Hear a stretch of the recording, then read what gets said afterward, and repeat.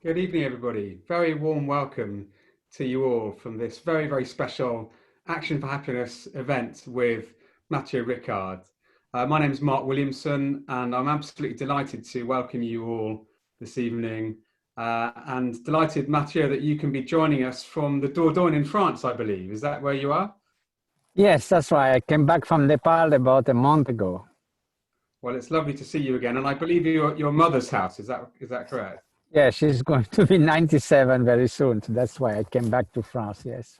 Wow. Well, it's lovely that you can join us. And I can see that already we have thousands of people who are joining us on this webinar this evening. So I'll just very briefly let you folks know what the plan is for our time together.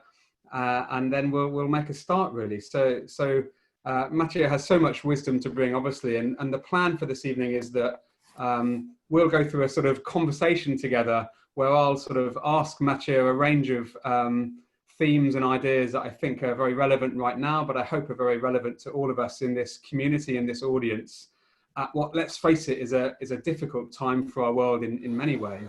But there's also going to be a chance for you as participants to be involved. So soon after past, just over halfway through this conversation, I'm going to try and start bringing in questions from you, the audience. So if you're not familiar with using Zoom already, you can see that at the bottom there's a Q&A option. So do feel free to ask a question. Unfortunately, we won't have time for all of your questions, but I'll definitely try and bring in many of them. And Matthieu, I'm sure, will be happy to answer them as well. So that's the plan. We'll be finishing just before 8 p.m. UK time, which I think is just before 9 p.m. with you in France, Matthieu. But I know people are joining us from all around the world. So very grateful to everybody for being here this evening. And the topic this evening, I'm sure we'll cover many, many topics, Matthieu, but we've decided to focus on loving kindness, something I've heard you talk so beautifully and eloquently about in many different circumstances. I wonder if we might start, perhaps before we come to some of the challenges in our world right now, maybe just with asking you to reflect a little bit on loving kindness, what that means to you and why it's so important. Well, clearly, loving kindness is an attitude, a frame of mind, which also induces or inspire our words and action, so our whole being. It is an attitude that is basically benevolent. It's pretty simple. You know, when people say, oh, this idea that you should wish that all beings without exception be happy is so utopian, is so remote from reality. But actually, if you think about it, it's not. Of course, no one is expecting you that you wake up in the morning thinking, I'm actually hands-on going to change the world, as you know, some young people might wake up in the morning. But still, you can perfectly have a frame of mind that excludes no one from your heart. I mean, without exception, you wish may all sentient beings, and sentient beings include 8 million other species who are co-citizens in this world, may somehow they find well-being, they may be spared suffering. That's a wish. You say. Then you say, so what?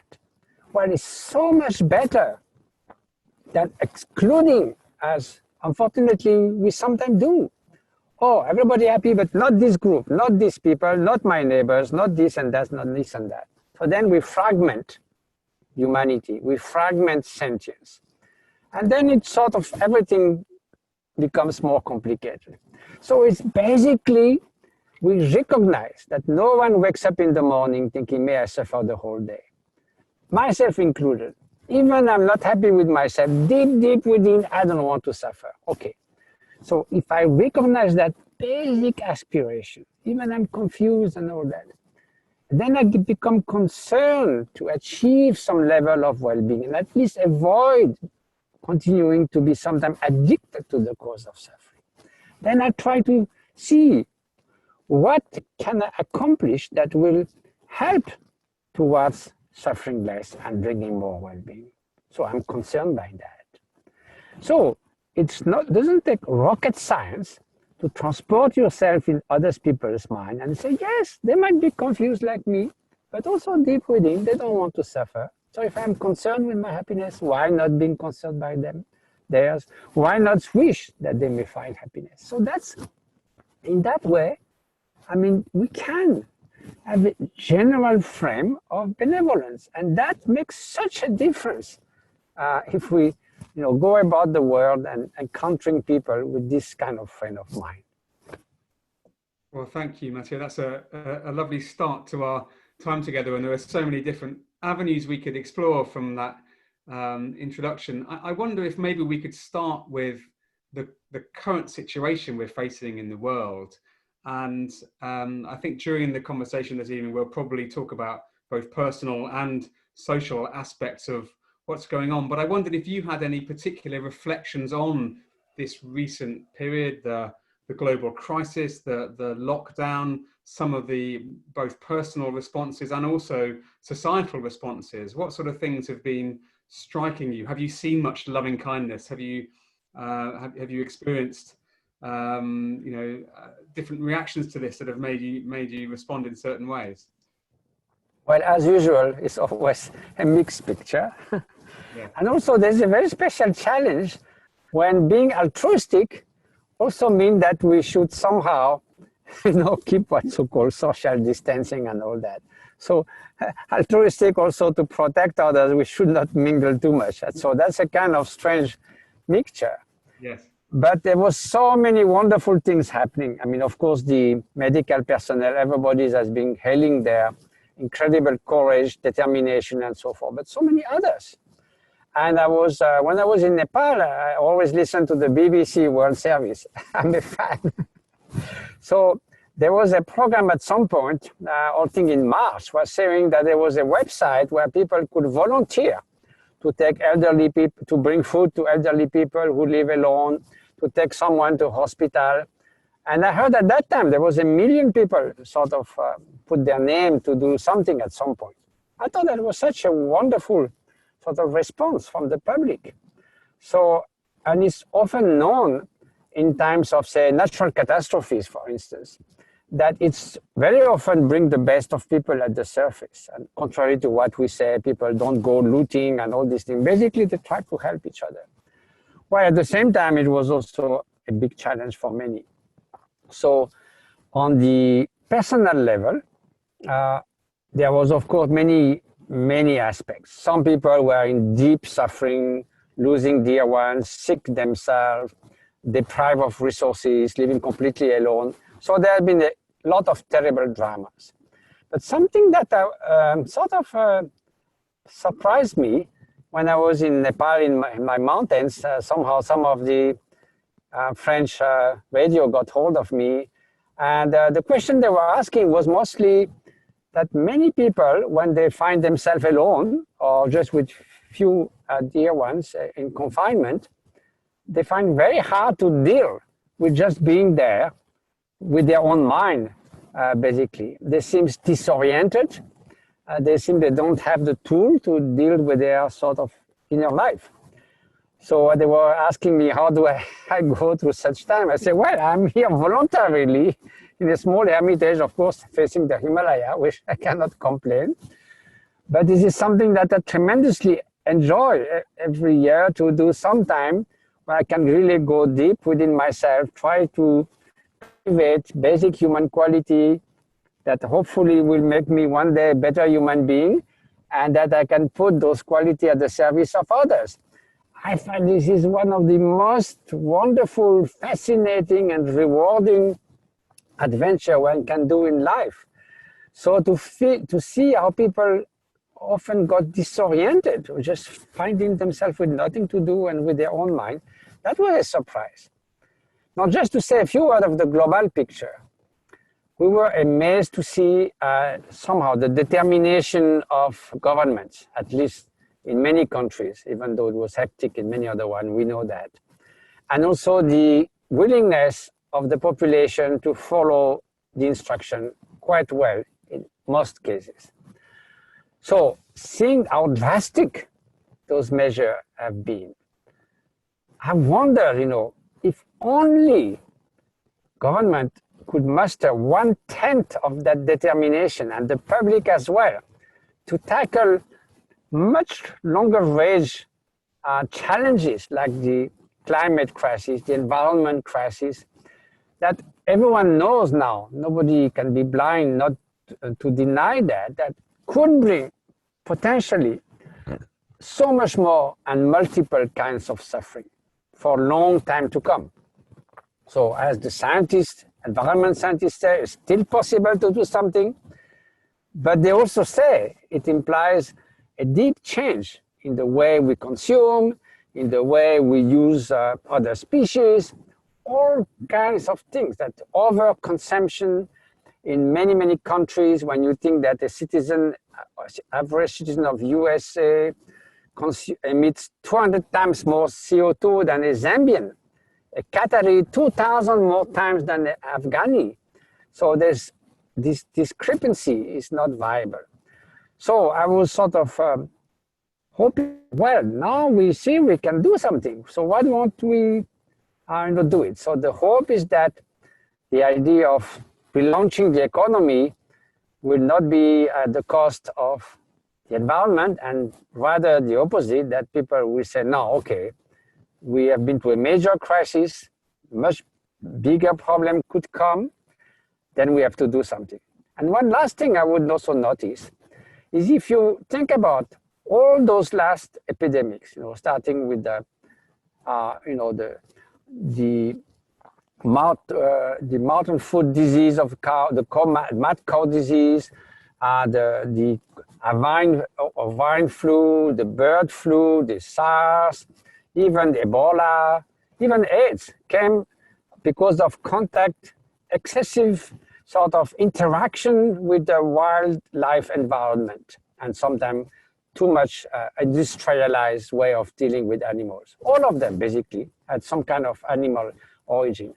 So it's also so that our sort of exploitation of other forms of life has been so extreme that somehow we are sort of blowing the fuse. And also there have been many places in the world where the epidemics raged in slaughterhouses, and where the conditions are obviously terrible. So all those are signals that we should probably revise a little bit our way of life to a more balanced and harmonious style. It does feel like it's a sort of big global wake-up call to remind ourselves what really matters. And there's a lot you've said there, which I hope we might come back to some of these societal questions a bit later on. But actually, in some ways, I've been thinking about this crisis and reflecting that, coming back to some of the hopeful outcomes of it. In many ways, it's the most amazing outpouring of compassion globally, with so many millions of people consciously choosing to curtail their own lifestyles out of a sense of general sort of collective benevolence. Yes, there's a personal health component to it, but a lot of people, especially younger people, actually have been making big sacrifices for protecting others in their community. So I think that is also a reminder that we can unite and care for each other in much the way that you would be advising us in terms of our loving kindness. But I wanted to sort of bring us back to the personal dimension before we look at some of those bigger questions again, because many who've practiced the loving kindness of meditation will be familiar with this idea of kindness to oneself, and then kindness to others in our relationships, and then kindness to the world. And that's a sort of practice which many of us have been through many times. And yet the first part of that process can be very difficult for many of us. I remember a story you and I were discussing about that Dalai Lama being confused when somebody talked about how they couldn't love themselves, the beginning of that journey, and how strange that felt to the Dalai Lama. But yet I see this, and I'm sure you do too, especially in Western society. There are many of us that really struggle with our own inner sense of self-worth. And you talked about people who are in lockdown at a loss to know what to do with themselves and how to cope with being with themselves. What can we do, Matthieu, to discover a bit more inner peace personally and extend that love that we want to share to others to ourselves too? Well, I remember that what you were mentioning about the episode with the Dalai Lama, it was during one of those Mind and Life Institute meetings. I forgot which one of it. I have been to 20 of them. But at some point, someone spoke of self-hate, a concept that Dalai Lama didn't hear before. So he sort of stopped and turned to his interpreter, and said, "Did I hear it right? What does it mean?" And then he said, then the translator confirmed that, and he turned to the psychologist and said, "This is impossible," he said. "You can't really hate yourself." And all the psychologists around said, "Well, unfortunately, this is not so uncommon." So then they explained to him, and then he realized that there was a rampant problem. And when I did the research for the book on altruism, I found out that in Europe, 15 to 25 years old, there was a huge, 15% of young people at some point did self-harm. So mind-boggling. So, but what is the dilemma after explaining? He said, "Yes, okay, I understand. It's something to do that you feel you are not up to your standard, or you have been abused when you were a child, or held in contempt, or all kinds of reasons that you feel that you are not worthy to be happy and not worthy to be loved, and so forth." But he said that doesn't change for the depth of the issue. He said, deep within, everybody, if there was a chance, would take the chance of find happiness. And even those people who self-hate, if you tell them, okay, what you do for relieving that, even harming yourself, that's fine. And I remember talking later with Paul Gilbert, a specialist of self-compassion about that. And he said, if they can find that it is okay to do what you do, but maybe there are other ways that you can find relief and you can find happiness. So if that is the case, wouldn't you go for that? And so that's the first step, to start to value the possibility that if at all possible, yes, I would prefer to be happy. So then you become concerned with how to do that, what will bring me happiness and what will entrench me in suffering. So you become concerned by that. So yes, without that, it's very, very difficult to then feel loving kindness and compassion for others. So this is really necessary. And people who have too much of this self-contempt and so forth, it's quite difficult to generate loving kindness. They feel that already they have too much to deal with their own things. So when I understood better the concept of self-compassion, that is so important. And in the beginning, I thought it was a kind of, a bit of a narcissistic way of taking over compassion to the Western psychology. But then the work of Christine Neff and Paul Gilbert shows that it's actually very different from boosting self-esteem, which ends up in narcissism. But self-compassion makes you tender for yourself. You accept your mixture of light and shadows. You have some defects, but so many other sentient beings have defects and quality, and we're all interdependent, and we can get out of it. So it's a very healthy process, which then leads to be able to radiate loving kindness. And just to conclude on that, it's quite true that then when you gain the inner confidence that you do have the inner resources to deal with the ups and downs of life. So when you feel less vulnerable, then naturally you are less self-protective. And then because you are not so over-concerned all the time about what could happen, then you naturally open to others because you are not always in the try to defend about possible threat. So a sense of confidence in the way you can deal with difficulties and all that is also an important step toward then turning your attention with benevolence and loving kindness and compassion to others. Yes, thank you. So let's move out into the next of these sort of expanding circles. That's the self, and as you said, there's some ways we can really cultivate that self-compassion. I'm glad you mentioned Kristen Neff, because she is actually our next webinar guest next week on the 20th of July. So I hope some of our audience might want to join Kristen as well. But Matthieu, then expanding the circle to our relationships. So before we think about the world as a whole, we're obviously all in relationships with our partners, our families, our friends, our communities. And of course, many of those relationships have been under pressure in lockdown as we've been changing our living arrangements and our working arrangements and so on. How can we bring more loving kindness into our day-to-day relationships with the people all around us? Well, again, here, from what I hear, from what people tell me, there have been two ways. Some people had incredible time, rediscovering what it is to be with their children, with their dear ones, spending, what they call quality time together with no particular purpose, doing this, doing that, but just be together, sharing life and the beauty of every moment. So that was a great thing, And also, since when you have not seen certain dear ones for a long time, much more you appreciate every moment you can spend with them. So to revalue our relationship. And as we know from many studies, one of possibly the number one factor for people's well-being is quality of human relationship. Unfortunately, we have also seen an increase of domestic violence. That means some of the issue that some manage to avoid by working and coming back late and not being all the way always together, somehow were exacerbated by the fact of having to stay together. So that's quite sad. And that shows also how much we need to mature in the way we relate to others and infuse benevolence in every of our thoughts, words, and action. And if we do that, people are bound to feel that. As the Dalai Lama said, even dogs like people who are kind and benevolent and so forth.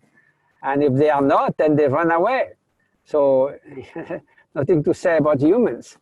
So again, this is the key to a harmonious relationship. This is the key to have a happy working place. It's the quality of the way we relate to others, just with kindness. And what's wrong? Why should we have some kind of animosity or arrogance or jealousy or all those mental toxins that poison your own inner life and poison your relation with others? So Matthieu, what can we do if the people we're showing love and kindness to around us perhaps don't reciprocate, or in fact are people that we find difficult in some way? They might be being hostile towards us. How can we keep that sort of constructive, kind response in the face of ill feeling from others? Well, again, I will draw inspiration from what the Dalai Lama often says about that. He says, we don't have to let people step on our foot and abuse us all the time. That we should stand firm in our dignity, and there are things which are not acceptable. But without any animosity, just, I'm not going to let you trample over me. Now, this being said, if while keeping this, inner strength of mind, you choose to be unequivocally kind and benevolent, by far that's the best strategy. And there's two reasons for that. First, if you keep on doing that, then, even people who are not very kind, they may sort of see that. And, you need two hands to clap. You cannot clap with one hand. So if you systematically avoid confrontation and escalation of arguments and possibly physical violence and so forth, at some point, some people realize that and they sort of, cool down. Now, in the worst case, if it doesn't happen, that person's still obnoxious. At least if you didn't sort of fall into the same game by generating strong animosity back, at least you preserve your own integrity, your own peace, and so you're always somehow in the best possible situation. So it's always the best strategy to be firm but kind. So, I remember once I was in a lab in Berkeley with Paul Ekman and Robert Lebenson, two scientists. They were studying confrontation. They used to do that with couple and things like that. So they asked me to dialogue for 15 minutes with two persons. One was a physics Nobel Prize, Donald Glaser, very, very, very nice person. So, but we choose some difficult subject, why an ex-scientist like me would choose to become a monk and believe in crazy things and so forth. But we had a lovely conversation, and they were monitoring all our parameters And we were all very calm, our physiology was down and everything. Then they put me with one of the most difficult people in Berkeley. Of course, they didn't tell him that they called him for that. And so immediately, he went head on, sort of on the attack. And, I just replied to him, giving sort of good reasons and explaining things and smiling. And in the beginning, his physiology was very, very high. Mine was sort of staying above okay. And then during the 10 minutes, he went down, down, down, down, down, down, down, down, down. And at the end, he said, I can't fight with this guy. He's smiling all the time and, speaking more or less reasonable things. And there's something about him that, you just can't fight. So, of course, this is just one example, and it was not a real life situation, which is always more challenging. But somehow, the best weapons is loving kindness. That's what the Buddha said, and I think it's pretty true. I love that. Not always easy, I must say. No, it's not easy, but I think that example that you can almost de-escalate that situation with the way you behave is really powerful. And I love that idea of being kind and firm. I think that's a really important point. Matthieu, I want to bring us on to the sort of third circle of concern, from individual to relationships and then to society. But before we do that, you did kindly offer also to perhaps lead us in a short exercise. We like to make these things very practical, and I'm sure many people on this webinar will be interested to experience a bit of loving kindness in the way that you would help teach that. So would you be willing to lead us in a short sort of meditation to help cultivate a bit more loving kindness before we carry on our conversation? Sure. I mean, there's nothing mysterious, and I always try to do more or less the same thing, because after all, what is meditation? It's just practice, practice, practice, and practice. Just like learning the piano or playing a sport or chess, you have to practice. There's no other way. So basically, what does that mean to meditate? It means to cultivate a certain quality, or to familiarize yourself with a certain frame of mind, or sometimes it's also to familiarize yourself with the way your mind works. How your thoughts arise, how your emotions arise, how come you can free them as they arise, all kinds of techniques to get inner freedom. So now, how to meditate on loving kindness? Well, we all have times where we feel unconditional love for someone, isn't it? Could be for a child, a beautiful, loving child that comes to you, for an elderly person, for a pet, for someone where you just feel, may this person be happy.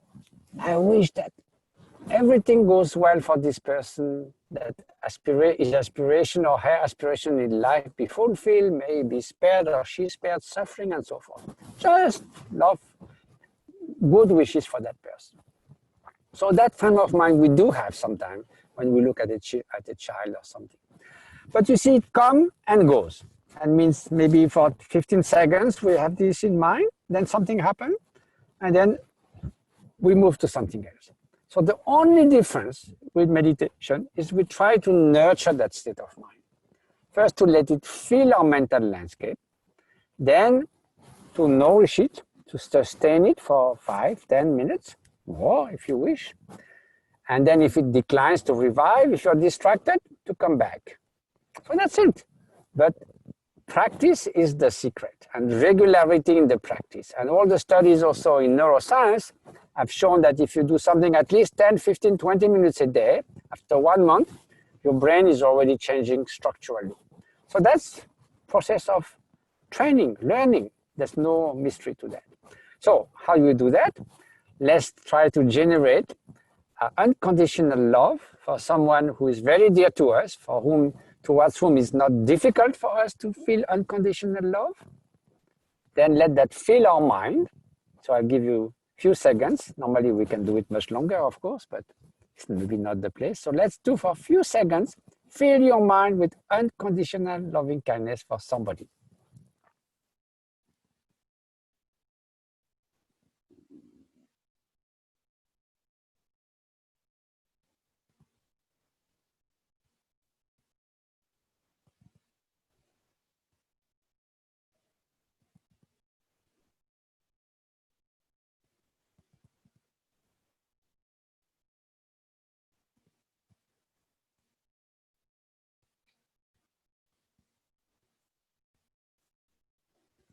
Now imagine this was a child, for instance. Then why not other children?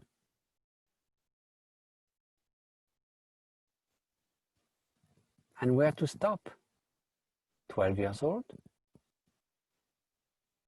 Why not more?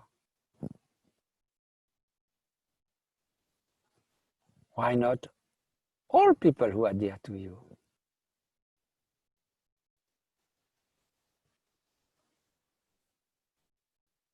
And why not strangers? They also want to be happy. They don't want to suffer.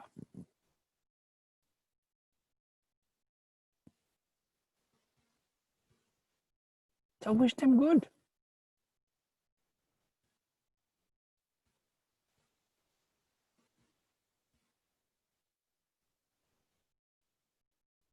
What about difficult people? What about bloody dictators? Well, we don't wish them good in the sense of fulfilling their terrible projects, but we may wish, may the hatred, may the cruelty, may the indifference of these people be uprooted from their mind.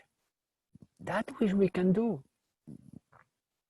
May all the conditions that brought about such people in society be dispelled through education, through anything, so that we can make as a wish.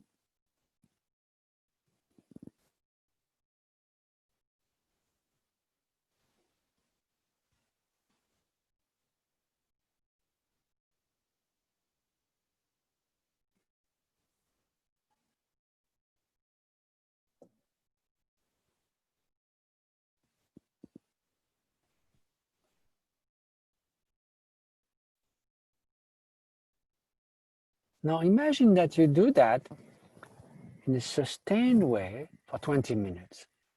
Obviously something's going to change in your mind. And then if you do that every day, 20 minutes, then definitely something going to change after 1 month. And if you do 6 months, it will change more. And a few years, you'll become a better person. And what better aspiration we may have that to become a better person, to be better at the service of society. So the twofold accomplishment of one's own happiness and that of others. That seems pretty good goal, at least to me. Very good to me. Matthieu, thank you for that. That was a lovely interlude. I'd love to just hear a little bit about your own practice. Obviously, you've been practicing meditation and loving kindness practices for many years. What's your sort of routine of a typical day? How much time would you spend trying to cultivate that feeling of loving kindness? So of course it depends which conditions. When I'm in my hermitage, or then I try to practice all day. So it's not just specifically focused on loving kindness. We have all kinds of spiritual exercise, but they all tend to cultivate different aspects of the good qualities of human beings, and also a better understanding of the nature of mind, because that is crucial, so that the mind becomes free from those entanglements of automatic thinking and all the tendencies. And a free mind is a mind from which only altruistic love and compassion can come out. A mind that is free from those obscurations will not naturally give birth to. So there are a lot of techniques at least in Tibetan Buddhism. And then when I am not in the situation where I have a whole day ahead of me, at least early morning, I try to spend 1 hour, 1.5 hours doing a few practices, which I do every day, and then spending some time focusing intensely on the practice of loving kindness and compassion. And those are so precious. And I remember once I was doing 1 year retreat in Hermitage in Nepal, and in the middle, I had to come for a month to Europe because my father was dying, and then I had to interpret for the Dalai Lama, His Holiness the Dalai Lama in Belgium.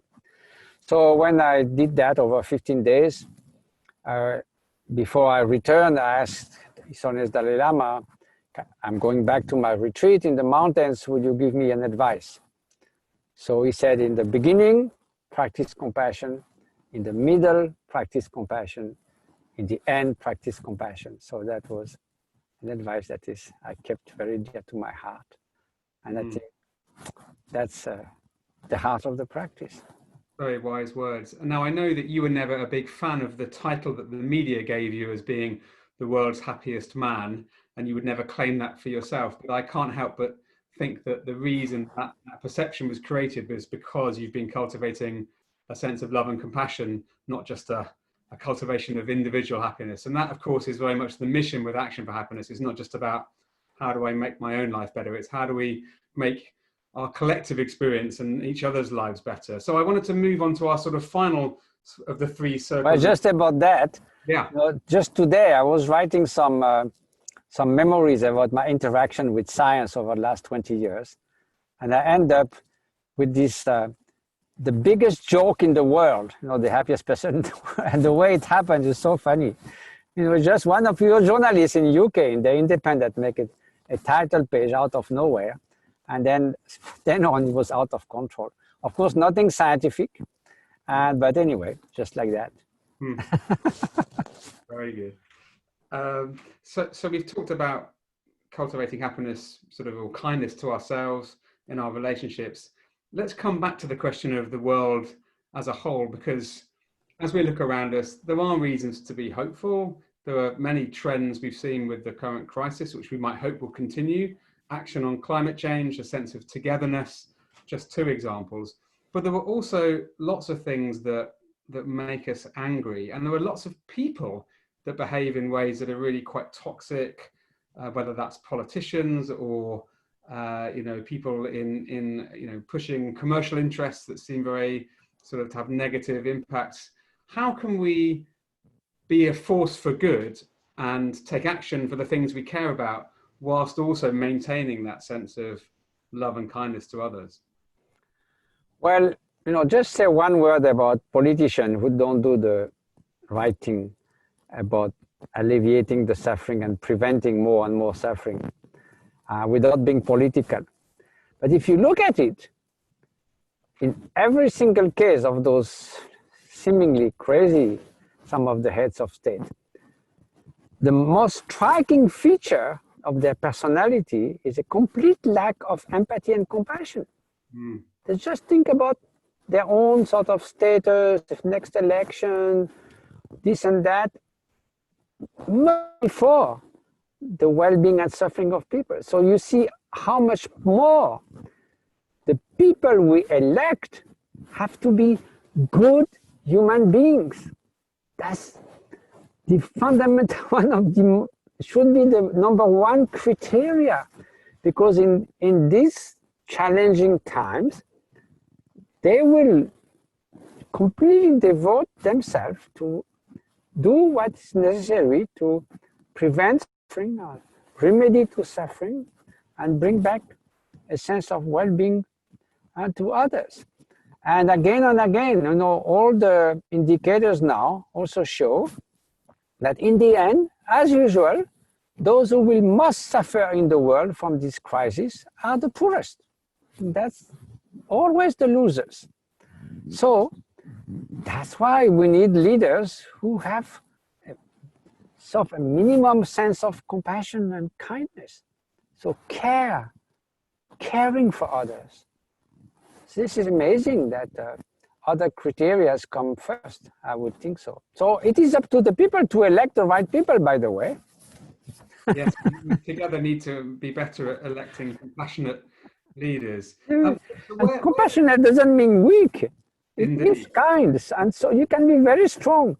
Kind and strong. But what role does anger play, Matthieu? I remember when you and I once did something with the BBC back years and years ago for a feature on mindfulness, and David Sillito asked you when you had last been angry, and you said, oh, there was a time about 25 years ago when I was very angry. And I was really amazed by that, well, that sense of, I think I'd probably been angry about 25 minutes ago, not 25 years ago. But would you say a bit more about that? Because presumably anger does have a role in helping us want to change things, but also you obviously have a way of responding constructively to those feelings. How does it work?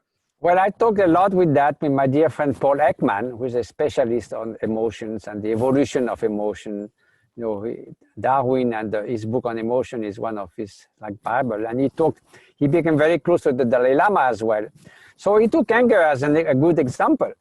You know, he said every emotion has its reason to be through evolution. And anger, usually you find it in children when you take something away from them or you make obstacles to their well-being and they react forcefully.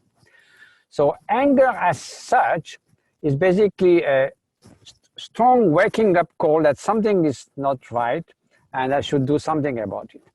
Now the next step in the process is when anger becomes malevolent. You know, because of that, I'm going to do something that's going to harm you and so forth and so forth.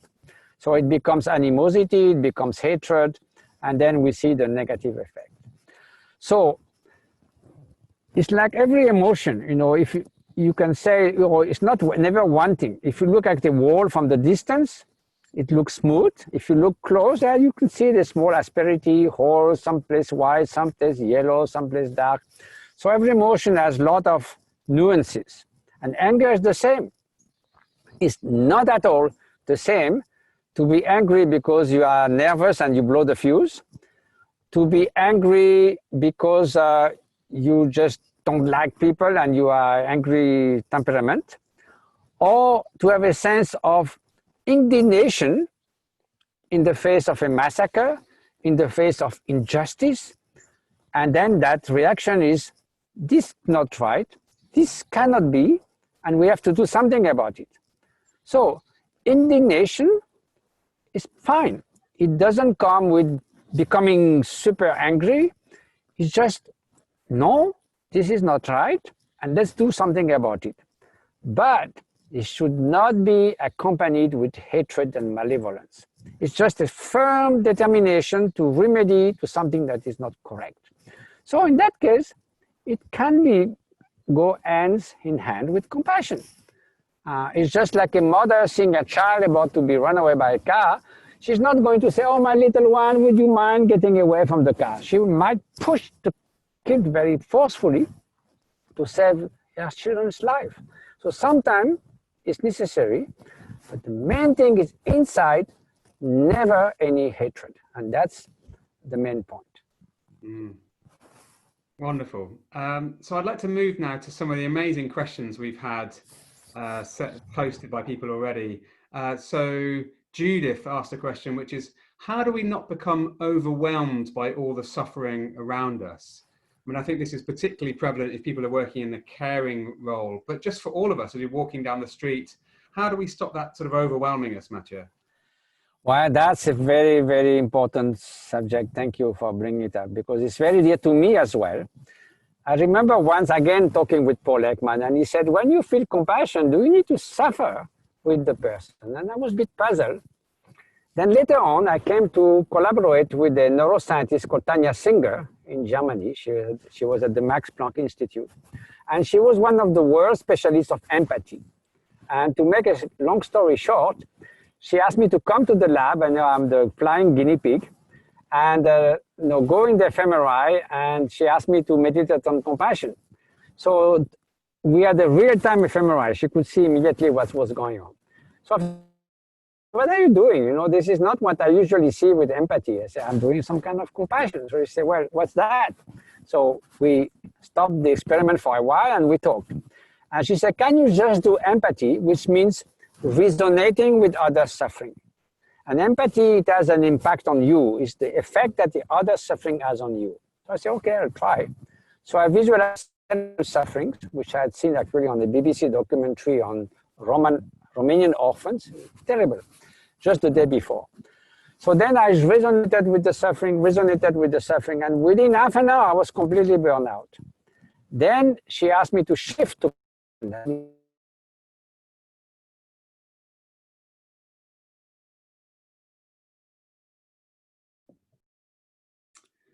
Matthieu, you seem to have paused on my screen. I'm not sure if that's my internet connection or yours. Can you still hear me?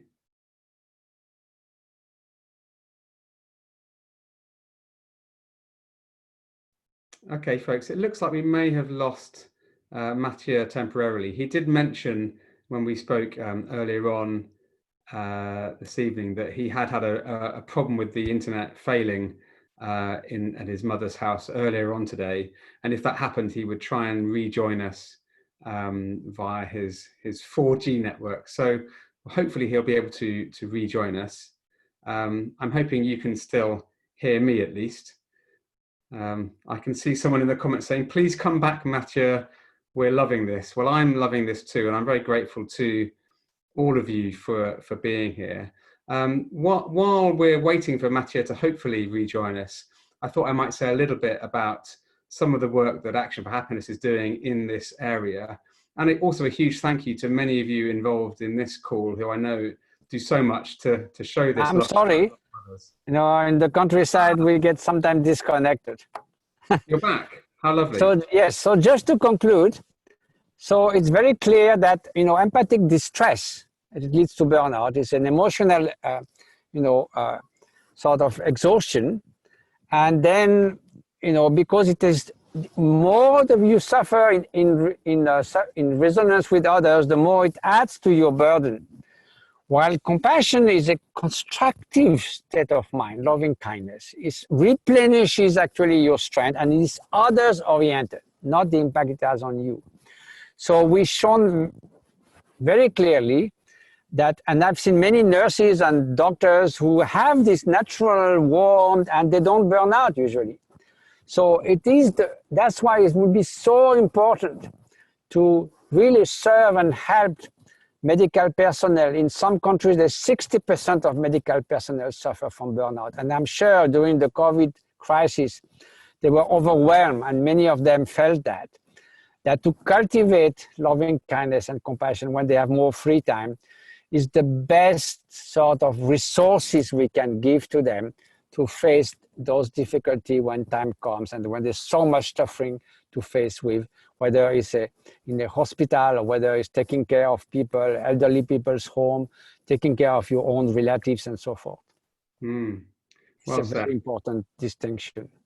So staying on the theme of compassion and the COVID crisis, Victoria's raised a point in the questions about some people are following the guidelines more than others. Some people seem to be behaving more caringly and considerately, while others seem to be not adhering to the safety rules. So how do we sort of avoid letting that build up resentment towards either strangers, but also people in our family who might be behaving differently? Because it seems that people have very different levels of risk and tolerance to risk at the moment. How can we respond to that with kindness? Well, you know, we may feel a bit upset, but what does resentment help? You know, it makes us bitter. It makes us sort of, you know, complaining, grumpy. And that doesn't help for our own state of mind. And it doesn't help to relate to others. Because if we deal with others with resentment and it becomes visible, because even you don't want to show, somehow the micro emotion will reveal that and people will feel it. So yes, it is people maybe not behaving rightly, but you know, to the extent that we have the capacity or the opportunity to interact with those people, just, you know, gently nudge them towards understanding that maybe we should be a little bit more responsible, that even they feel very brave and they don't worry too much. Maybe they should think whether, you know, their elderly parents, their friends and so forth. So, you know, without giving lessons, try to slowly open their mind. And if it doesn't work, at least we won't be sort of, you know, nagged by this resentment that's no good for anything. It doesn't lead to very constructive actions, words, and so it's better to do the best we can and inspire others to the extent of the capacity of others to accept our humble suggestions. Thank you. That's very wise. Daliana has a very important question. Matthieu, thank you for sharing your wisdom with us. With the ongoing discussions on Black Lives Matter and anti-racism, we're hopefully at a turning point to change things for the better all over the world. And then there's sort of two parts to this question. So firstly, how do you think we can best engage in constructive, compassionate discussion with others who are fatigued or angry from years of systemic racism? But also, how can we avoid the impulse to be defensive or angry in the way that we sort of raise these issues and respond to this really important topic? You know, one of the best way of putting that, I remember, you know, being with this son is the man Desmond Tutu. And it's so wonderful because Desmond Tutu is so positive, so lovely, always bubbling of laughter and so forth. You know, he put it in such a simple way. He said, how can we be blamed for something that we has no way to choose when we were born? Whether the color of our skin, our gender, or whether we look to others like beautiful or ugly or this and that. So something that is not dependent on our actions, on our words, or the quality of our heart, we have absolutely no choice. So, of course, there should be no discrimination at all. Yet, there is. So, I think indignation there has been a very powerful drive, as we can see in the US. Our indignation has fueled this very strong mobilization. But indignation, again, it should not be on the back of indignation. There should not be this brewing of resentment and anger, but more, again, the sense of this is not right. Now, maybe it's the time that things will change and we feel more and more support from everyone. So that's how the cultural change happened. And I always remember I was given the example of how slavery was abolished in the UK, I think in 1780 something. From what I heard, is that about 10 wise people proposed that to the House of Commons. And everybody laughed. They said, no, the British Empire will collapse, all our business empire will collapse. It's just impossible. We cannot do without slavery. And yet, 10, 15 years later, it was abolished. Because suddenly people said, this cannot be. This is no way that we can still caution that. And so I think it happened for many of those revolutions, you know, giving right to vote to women, all the Universal Declaration of Human Rights. So in the big, and also the freedom movement in the US and so forth. So now, legally, many of those are in place, but it's still deeply entrenched in some, you know, mentality that is not yet open enough and up to date. But now cultural change is happening more and more, and this is what is wonderful. And cultural change makes us change what we are, and then later it causes us to change institutions, and then next generation is almost inconceivable that we will caution whether it's sexism or racism or even speciesism, abusing other species because we are the right of the mightiest and the strongest. So all those moral incoherences are fortunately gradually being eroded. And I think this is a good tribute to the basic goodness of human being, that gradually we are getting rid of that. It takes time, but we are heading in that direction. If you look at what happened over 200 years. Well, let's hope we see that kind of revolution, because I think that's what the world needs, and it's a really important topic. Thank you for that response. There's a lot of questions coming up about particular political leaders and polarization. Matthieu, I can't really mention all the different people who are mentioning this. People expressing frustration with the Trumps and Bolsonaros and Johnsons of this world, and also people expressing a worry about how polarized we're becoming and this us versus them culture. And it feels to me as though a lot of this is because we've lost our ability to hear each other and listen to each other, and we see things very black and white, that you're right or wrong, you're with us, you're against us, you're good, you're evil.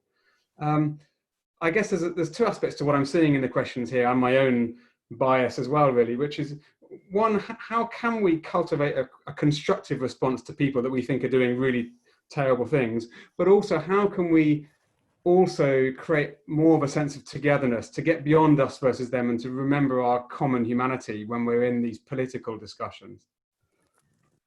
Well, again, unfortunately, if they are there, it's because some at some point, there was a majority of people who put them there. And that's why we made wondering, how is it possible? It looks like a nightmare. How in such big country, they could not find someone else. It's just mind-boggling sometimes. So that also means probably, and a lot of analysts have said that, about education. You know, just to take the example of the United States, a lot of people have said that primary education has been much neglected. People are not so well informed of global issues, world problems, very, very focalized and localized. And so, you know, that creates fear, ignorance, and create fear of the others, fear of something that is outside, that is not within that country, and so forth.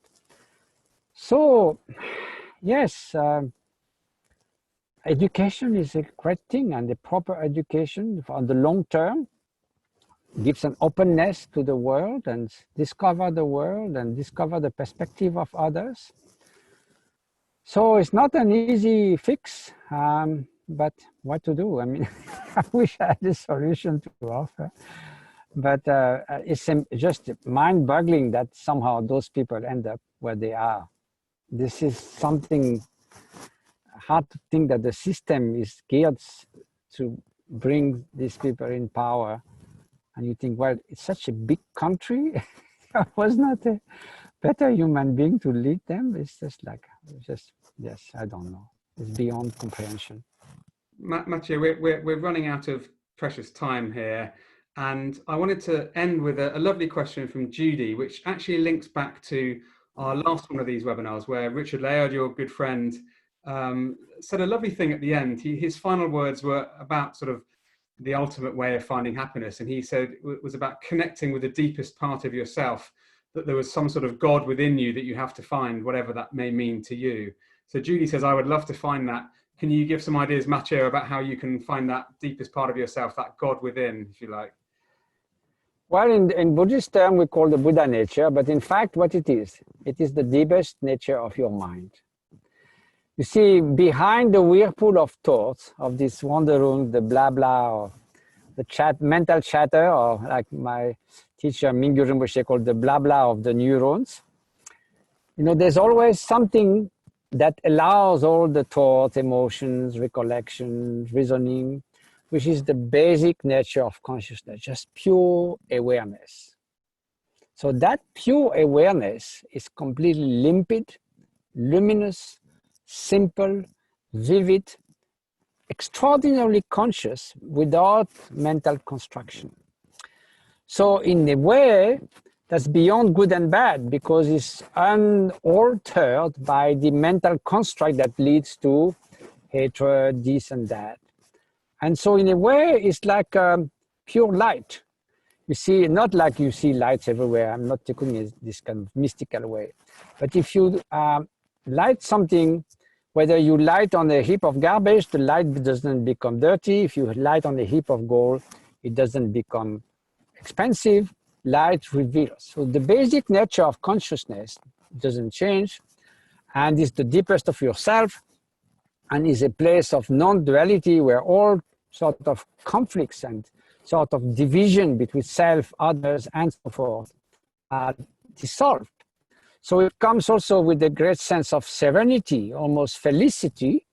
And then what can come out of that, the closest thing to that state of pure awareness is loving kindness. It's like the shining sun is the pure awareness, and then the rays of the sun are loving kindness. So it will not be hatred for sure. It will not be jealousy. It will not be arrogance. So that deepest part of yourself is this pure awareness, which naturally, you know, emanates as compassion and loving kindness. This is something that we can cultivate through contemplative meditation, and I will certainly encourage you to look into that. Well, thank you, Matthieu. It's been an absolute joy spending time with you this evening. We're very grateful to you giving your time and whilst you're at your mother's house. I hope you won't mind me sharing with the audience that you said one of the reasons you wanted to do this outside was if you were in your house, your mother might be singing in the background, which yes, I'd love to have heard, but it's been lovely to see you outside as well. Thank you so much for being here with us. Thank you, everyone. And thank you to everyone who's joined this amazing session. The questions have been fantastic. I'm sorry to those of you who didn't get a chance to have your questions answered. Thank you for all the lovely chats and all the support. It's been great, Matthieu. We've seen so many people saying kind things to each other in the chat during this session, inspired by you. So have a lovely evening, all of you, wherever you are in the world. And thank you, Matthieu, once again. Thank you for wasting your time, but please be good, do good. Very simple. Wise words. Good night, all. Bye.